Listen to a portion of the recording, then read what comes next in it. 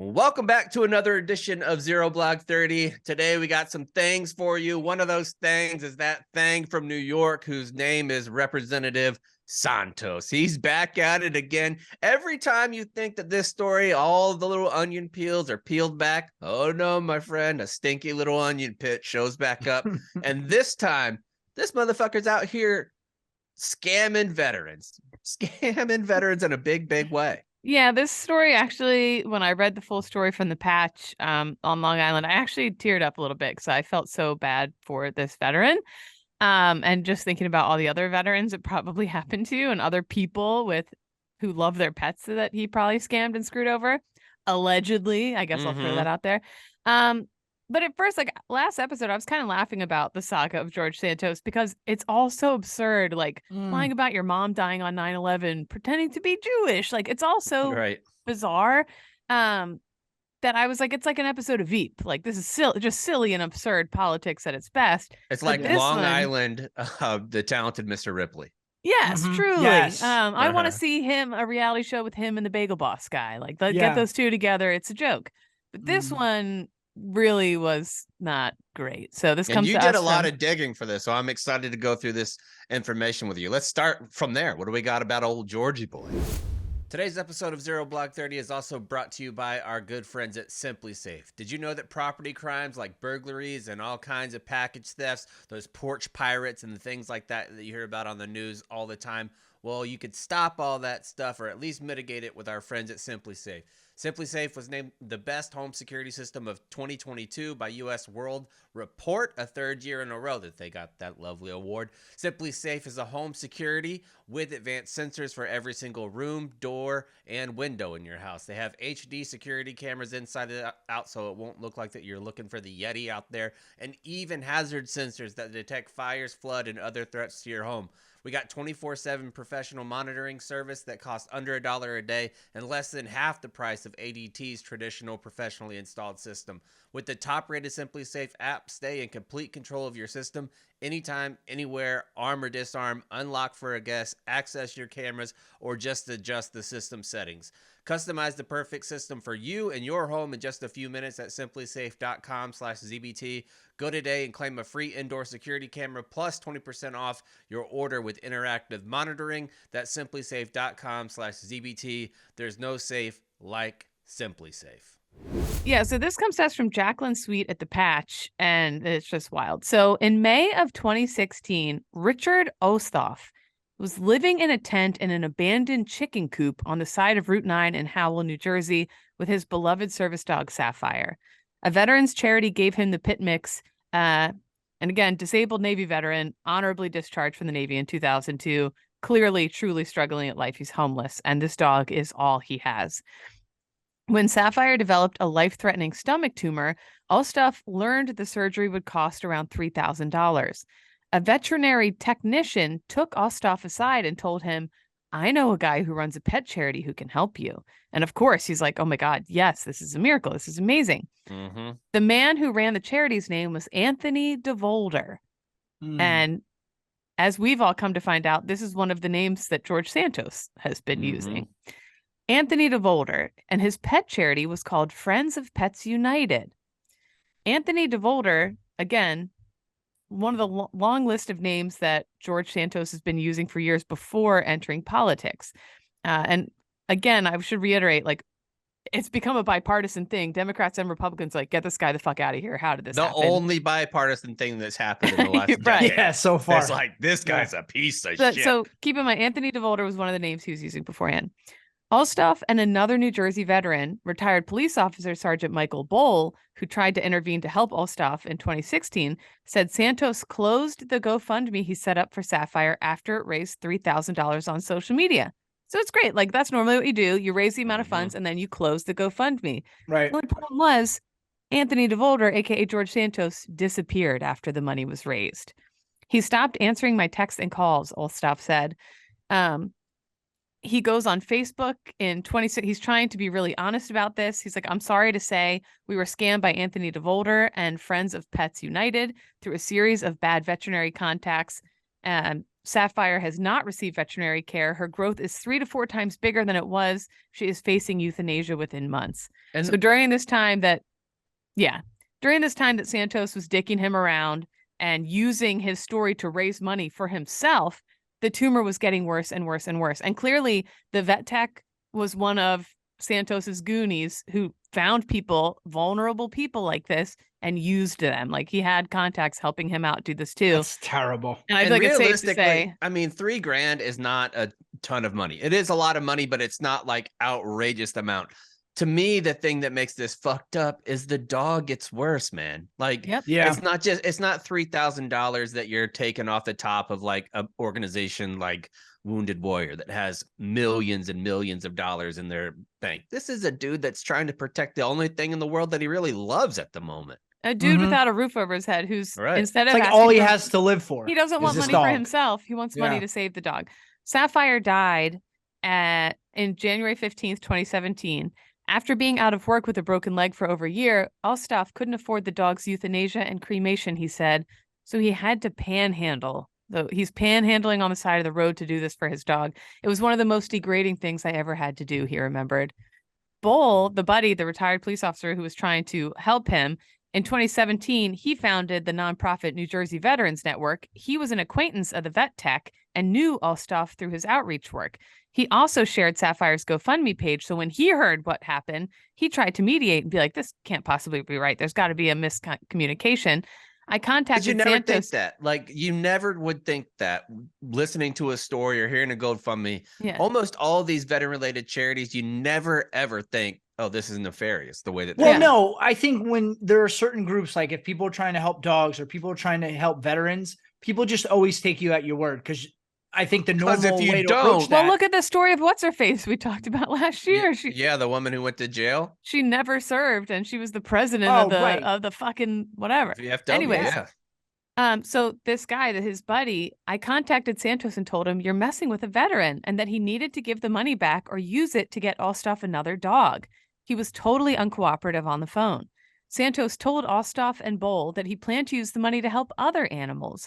Bull told him he couldn't do that because the money was raised specifically for Ostaf's service dog. And not just he couldn't do it morally, he can't do it legally. Like Right. we have this big fund at work. I'm sure you've heard about it, the Barstool's Fund, where Dave set it up and we helped a bunch of small business owners because of COVID. And now there's money left over in that because people are so generous. And we have to go through this process to change the funds so that it can go to different things. And one of the reasons why they have to do this is you transfer the funds so that people are still going to be able to use it. And one of the context in doing this is that you have to contact each and every person that donated to these funds and make sure that they know and see if they're against it. And if they are against it, you give the money back.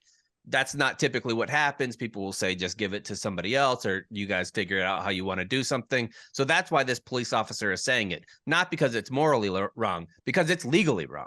But Well, it is but morally it was wrong. more. It too. was Right, more. it's I think both. he It was. is both. Yeah, I think he well, was reaching out saying it's morally wrong. Like it's morally wrong. So on the GoFundMe, because this was back before too, GoFundMe now has a lot more for fraud and stuff like that, but they Uh-huh. didn't really have that back then. So on the GoFundMe page Santos set up for Ostaf, he wrote, "Dear all, when a veteran reaches out to ask for help, how can you say no?" The GoFundMe was later deleted. So he's saying like, guys, you have to donate to this poor veteran, blah, blah, blah, that Santos is doing this to get people to donate. Then he deletes it, and the Internet Archive website doesn't have a record of it anymore. So he was able to collect that $3,000 and then completely wipe the evidence away. After Santos set up the GoFundMe page in early May 2016, he became hard to contact.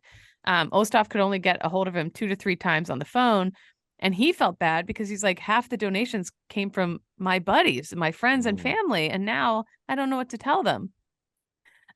So in June 30th of 2016, before he knew that Santos was going to scam him, he wrote on Facebook, "We made the goal and then some."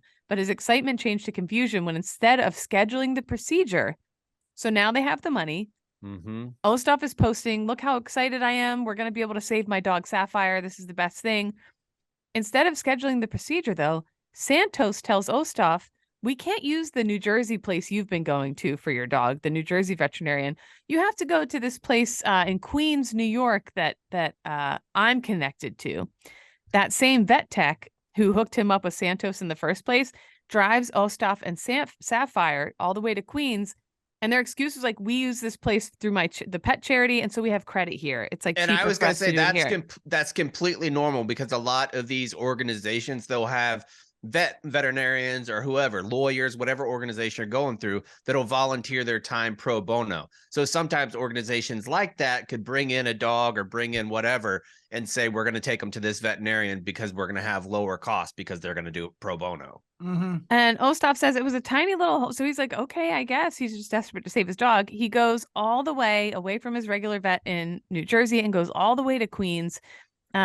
And can we just put that into context really quickly for people who aren't around this area? Like, it's a hike. I know by the crow flies, like Jersey to Queens might seem like, oh, that's not that far. Maybe it's like 20 miles, 25, 30 miles, whatever. If you are without means and you have to try to get there through Manhattan, that can be quite a daunting task. And so he gets there. It's a tiny little hole in the wall, but it looks legitimate. The vet there said they could not operate on the tumor, Ostaf said, adding that he was confused because the New Jersey vet didn't say any similar concerns. After that, Ostaf said Santos became elusive. In November, Ostaf texted him, I'm starting to feel like I was mined for my family and friends' donations. He had one final conversation with Santos, who said that because Ostaf didn't do things my way, he put the GoFundMe money from Sapphire's fundraiser into the charity for other dogs. I mean, you piece of fucking shit. Oh my you God, enormous piece of shit. This is a homeless veteran who's been injured and out of work, who relies on this dog, like legit for his survival, for his mental health. Do it my way. Right. The fuck over yourself, man. Zero regard for this veteran as a human being. On November 13th, 2016, and Ostaf has the receipts for all of this, by the way. He has the texts, everything. Ostaf showed the patch that he urged Santos to let him take Sapphire to another vet, saying, my dog is going to die because of God knows what. And he's like, why are you even doing this? Like, why are you doing this to me? My dog's going to die. Santos replied, remember, it's our credibility, his fake charity, that got GoFundMe to contribute. We are audited like every 501c3, and we were within the highest standards of integrity. Sapphire is not a candidate for this surgery, and the funds are moved to the next animal in need. Santos said in a message he would take Sapphire for an ultrasound, but that never happened. And basically, they wouldn't. The legit New Jersey veterinarian was like, I can't accept this organization's funding method. It's really shady. And it turns out it's not a registered nonprofit. Santos didn't have a 501c3. There's like literally nothing about it. He just completely made it up. There was never a real charity, and he was just scamming people and using fake stories and real stories, but fake ending, and like doing all kinds of crazy shit to take money. I told Rich to go to the police. Oh, by the way, so this is, people are telling him like, go to the police about this, but he says, I was preoccupied with finding a place to live at the time. I planned to involve the police or hire an attorney, but as time went on, I guess I stopped thinking about it. And like, when you have a lot of shit going on in your life, that stuff is so overwhelming. It was just like his best friend, this dog just died. And it's like another nail in the coffin for what you have to do. The vet tech never replied to a request for comment. Emails to Santos and his attorney about Ostaf's claims were not returned. Santos also posted GoFundMe fundraisers for dogs needing medical care on his now deleted personal Facebook page, mostly toy breeds with stories of medical issues. Probably, I'm going to say it, all fucking fake. Right. When Ostaf and Bull, and remember, Bull was the guy helping Ostaf, they saw him on TV in December of 2022. So years have gone by now. They've let it go. They couldn't get a hold of him. December 2022, they see him on TV, and he's going to be a fucking representative in whatever. They call each other. They're shocked. They're like, it's Anthony DeVolder, the guy who took our money. I felt really bad for Rich, Bull told the patch. He had PTSD, and his dog is his lifeline. When I first heard about it, I thought, this is going to kill him. So Bull's like, oh no, DeVolder, aka Santos, has made this big comeback, and this is going to absolutely crush Ostaf. Ostaf told the patch he was crying his eyes out, remembering Sapphire's last day. Little girl never left my side in 10 years. I went through 2 bouts of seriously considering suicide, but thinking about leaving her without me saved my life. So like he literally stayed alive sometimes just because he knew he couldn't imagine his dog looking for him. I loved that dog so much, I inhaled her last breaths when I had her euthanized. That line broke my heart, man. Yep, that's the one that made me cry. I mean, This guy is straight up fucking evil. He's Like, very evil, and who- very evident by him saying things like, "Oh, well, you didn't do it our way, so I can't give you the money." That's, I think, Just when you have a pathological cold-blooded. liar, they will say things of that nature to rationalize it in their head, knowing that it's complete BS, but then it allows them to live with themselves, even though it doesn't erase how evil it is what they're doing. And there's that Right. old adage of that for delusions of grandeur. That's exactly what this is. It's delusions of grandeur mixed in with a little bit of narcissism, because A lot of a lot narcissism. of narcissism. Like the things that he's doing, not take this one away. There's still, I mean, lying about your family being involved in the Holocaust and escaping the Holocaust and that not being true. Saying that your parents died or your mom died in 9/11 while she was living in Brazil at the time. Going on these long diatribes about the dangers of children being around drag queens while you were also a drag queen down in Brazil. I mean, it's just hypocrisy after hypocrisy after hypocrisy. And the thing that blows my mind is he was seated on 2 different committees this week. Yeah, this is the confusing part to me, because both sides of the aisle, there are sane representatives saying, you have to get this guy the fuck out of here. But there are also representatives refusing to address it, turning a blind eye. He was just recommended from the House GOP steering committee, recommended he sit on the House Small Business Committee.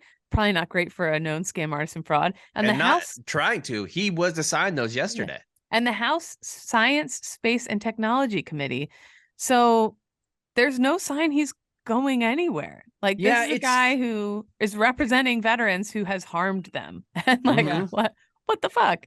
And it's crazy to me too, because he's very clearly, and I don't think I'm going too far by saying this, he seems mentally unfit to hold any sort of office, because it's not like, I think you go back and look at a lot of politicians, they get caught up in something, but maybe it's like one thing. There's a pattern here that this gentleman has been lying and telling different stories, that you need to look at that collectively and say, okay, maybe we missed this. Now let's remove him. This is tinfoil hat Katie here for a second. At those lower levels, like he's Long Island district representative. Yeah. There's people who help like decide who is going to be the guy that they're going to pick to run in that area. If you think maybe the press or something didn't do their research on him at first or whatever, but if you think those people helping pull the strings of politics didn't do their research and know exactly what they were getting, they knew all this, but still put him there. So why? Oh, it's easy. Like, the answer is the majority is so small in the House of Representatives that if you kick him out, that majority goes down to either 4 or 5, and you're already at razor thin areas. So that's the reason why you have a guy like this that clearly doesn't have a whole lot going on. His resume is crazy. So you bring in a guy that you tell the lobbyist could tell him to vote for whatever, and he's going to do it. He's going to vote party lines every single time. Yeah, he's a puppet. He's just a puppet. Proxy. Yeah. I'm just confused by the whole thing, really. And I'm confused, like, nobody did the research. It's like, how did we get here? I think it's what you said, though, Kate. I think they probably did the research and just completely dismissed it, because they're like, I don't think they knew it was this much. I don't think maybe that not they to knew this it was this extent. much. You're right. Because they're probably like, fuck. Another thing? Right. Yeah. Now, whenever something like this comes out, like now that this man has come forward, now that Osthoff has come forward, I feel like the trend is we're going to start hearing from a lot of other people now on a personal level who have been scammed by him, and it will probably be that's how it always veterans, is, you know, like you have some scandal and it's 1 or 2, and then you talk about it on the news and it's like 8 other people raise their hands, because when you're a scammer like this, you don't scam like this and just be done with it. Like you scam like this, you constantly scam. Like I said, it's a pattern. It's a pattern of behavior. This isn't a one-off by any stretch. He's not a good person, and we need to get rid of him. Yeah. Anyway. Love that. All right, moving on from old George Santos, let's do a little bit of Katie's News Roundup. What do we got, Kate? Katie News Roundup, okay? We'll be quick about this. First off, I want to say, when I was in the military and did my 2 tours to Afghanistan, and one thing that I genuinely did find frustrating back then was when I would go home on leave, and it was like some of my friends had no idea really that we were even at war. Like, I had these intense experiences, and then I would get home and my friends would be like, just so completely clueless about any of it, that I was like, damn, am I crazy? Like, I thought everybody was in on that. Like, you know what I mean? It was Yeah. I frustrating. thought everybody was hanging on every news story every day. And it Yeah. turns out nobody was. And it was like, oh, wow. Huh, okay. So now I'm that person because this is from Jeff Skogel at Task and Purpose, because I had no idea about this, what I'm about to read right here.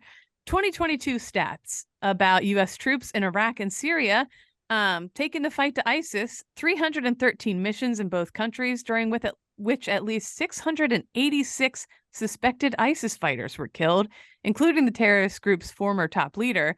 I knew we had killed that guy, but we're well on our way. We're on the upper side towards 1,000 ISIS kills in Iraq you know and what it Syria. is? I had no idea we were doing missions in Iraq still. I think that's by design. That's by design, right? Because I don't think the American public has the stomach to hear that we are still doing these things in Yeah, Iraq, ain't nobody seemingly trying to almost hear a it. mission per day. Or like that's the reason why we don't cover Russia and Ukraine anymore, because nobody gives a fuck. Like they just don't. Unfortunately, People give a fuck, but it's like in this case, I was like, holy fuck, that's a lot, and that's probably some really intense combat. And I imagine being one of these troops coming home and being like, oh my god, you guys have no idea what the fuck is going on. Well, you're troops. Yeah, but anyways, I think that goes to whatever. a bigger question. It's like people who join the military. Do you do it so everybody back home hears about it, or do you do it because you want to feel good about what you're doing? I think it's a little bit of both. Maybe. I mean, for sure, yes. Especially back in the MySpace days, you were putting you wanted everybody to know you're a big king. Hold me when I'm here. Hold me when I'm gone. No, but I think there is something dismaying about you doing these things and the public like seeming to not know or care. I think there's whatever. Anyway, military teen riot. This just happened. So the last episode I was saying coming up soon, I'm going to do a deep dive on these military schools, but essentially kind of prisons for teens. They're all across the country. It's like you see those teens that get sent off to those wilderness camps. It's kind of like that, but people are sending their teens off to these like military schools. And apparently all these reports are starting to come out that a lot of them are super poorly run. They're just soaking up the money from the state and then throwing breadcrumbs at these poor kids and leaving them in terrible conditions. So Major General Van McCarty with the U.S. National Guard confirmed a riot in the McCarty Training Center on Tuesday in South Carolina, where South Carolina youth and Job Challenge Program youth were being housed. These two groups of teens who were supposed to be being like rehabilitated by the state, it sounds like, were in prison-like conditions and literally had a fucking riot that both military police and regular police had to come and break up.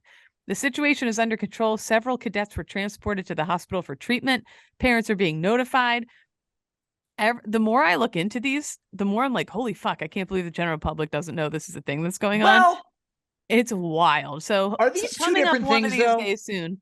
I would be interested to learn about that more, because are these two different things? Because the story here sounds to me almost like it's a juvenile delinquent camp versus what you're talking about is a voluntary camp that, parents will send their children to, which might be two different things. But I mean, this was the McCarty Training Center on a military base, Cons. Yeah, this and was it's both. Like you can, if you have a troubled teen, you can take them there, or the government or the criminal prosecution can send you there as well. And a lot of these programs, and I was actually reading it the other day, that some of these prisons are taking back because recruiting is struggling so much that if you have nonviolent crimes or drug-related crimes or petty theft and things like that, they'll give you the opportunity to go to these types of camp. And if you can make it 12, 15 weeks through their program, then they give you the opportunity to graduate and go into big army.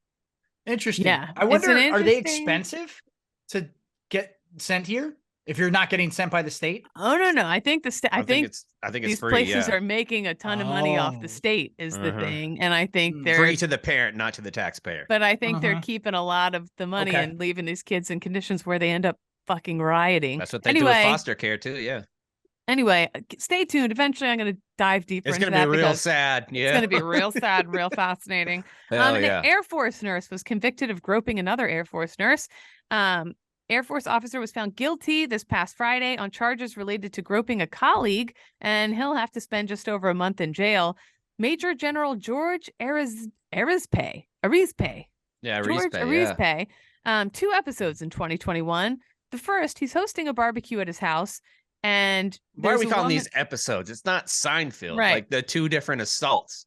There is a woman at the barbecue, 20 years younger than him, married to one of his troops. And he grabs her on the ass as the barbecue's winding down. The woman, she's also an officer, by the way, married to another troop. She pushes him away and said, "That's enough." And he looks at her and says, "I had to try," before going to grab her again. Oh my God. What a Yeah. creep. Uh-huh. In the second instance, the wife of an active duty troop of his was telling Arispe about a fun weekend she had with her husband. She was showing him photos. "Look, we went out dancing." And he said, "I'm going to say something that might be cringe, but you're the type of girl I usually go for. But I know there's a line," and proceeded to try and heavily hit on her. Lady. Yeah, just a weird, bizarre. And then Fucking creeps, dude. it took 2 years for the Air Force to get the trial going. He only gets a month in prison. Like, he's still going to be a fucking creep.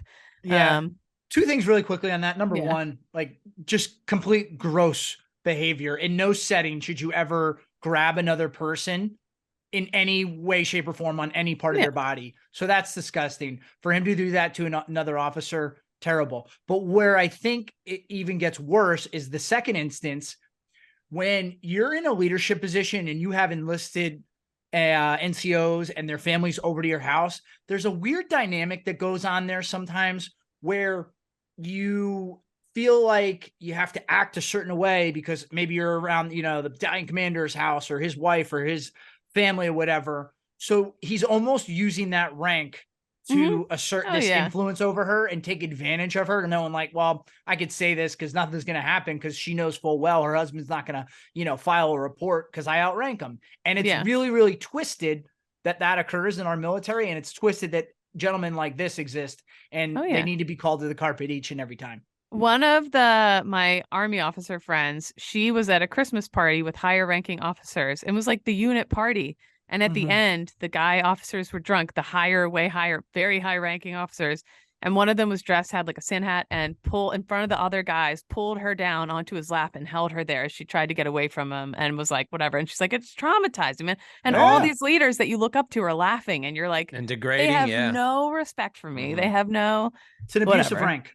Anyway, I think he should be tarred and feathered. One other thing about this, I know it's not a bad thing. It is a bad thing, but I laughed a little bit, and it's because on this article, they did the defense attorney so wrong. Like the headline is like Air Force nurse gets convicted of sexual assaults, essentially.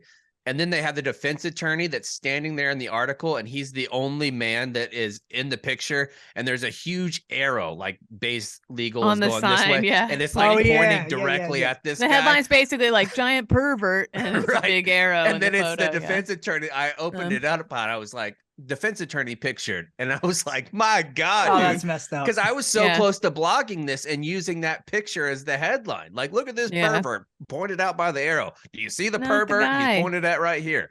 But that's not what happened. Anything else, Kate? Yeah, just quick one. New Zealand's Prime Minister Jacinda Ardern announced Thursday she will stand aside for a new leader within weeks. She doesn't believe she has the energy to seek re-election in October, and she's not even going all the way to then in February. She's like, February, whatever, I'm just going to step aside. No particular reason otherwise. I think she said something like, I don't have enough gas in the tank, and you really have to have a full tank for this, and I don't.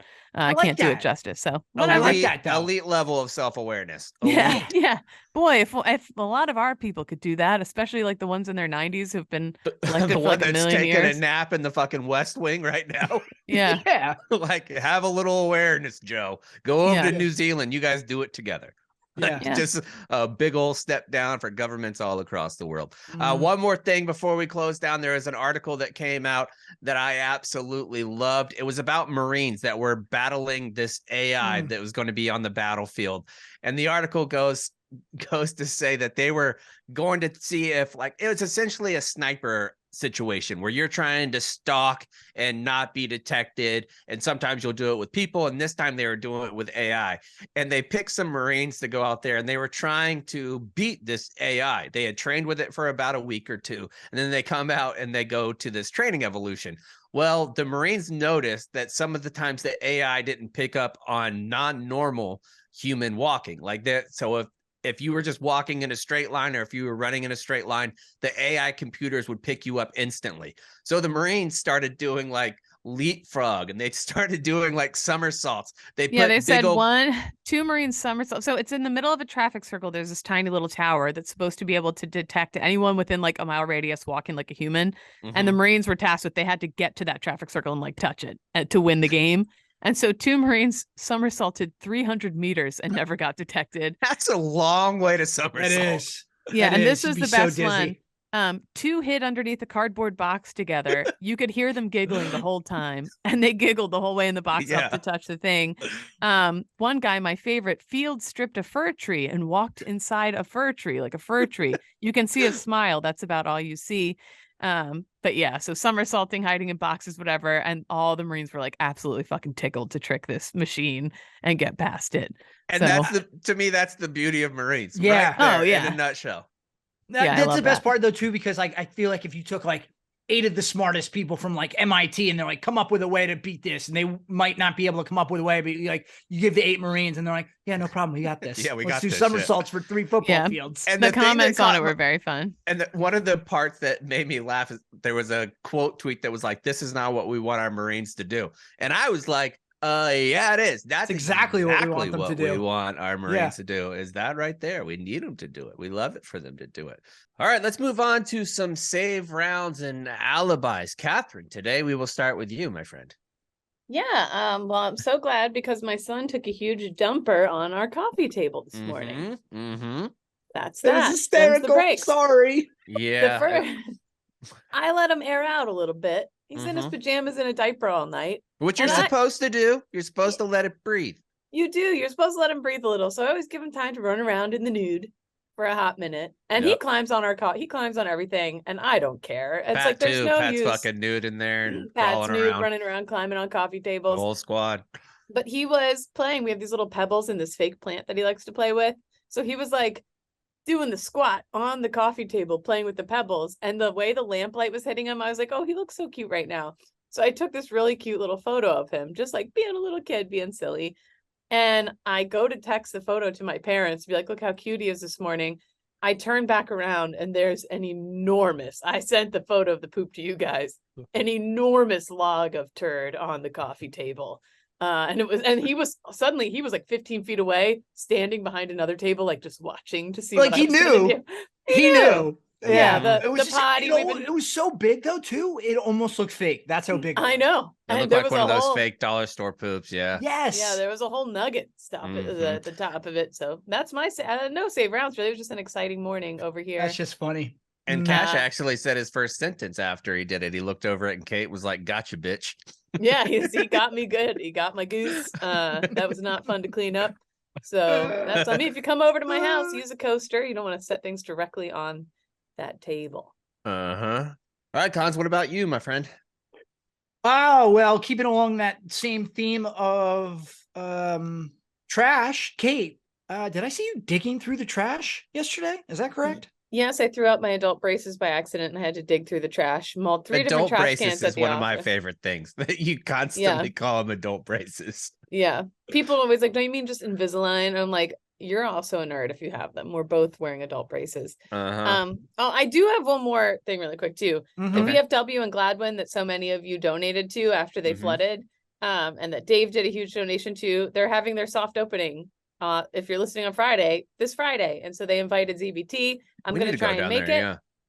And so it's just a soft opening. They still have a ton more work to do, but truly the listeners, Dave, Barstool saved this space for them. Like they were going to lose it and you all helped save it. So it's awesome. I'm really excited to see what they've done since then. And we'll keep providing updates. I'll blog it and show what the place looks like now. And we'll keep following along. But anyways, really fucking cool. So that's that. That's great.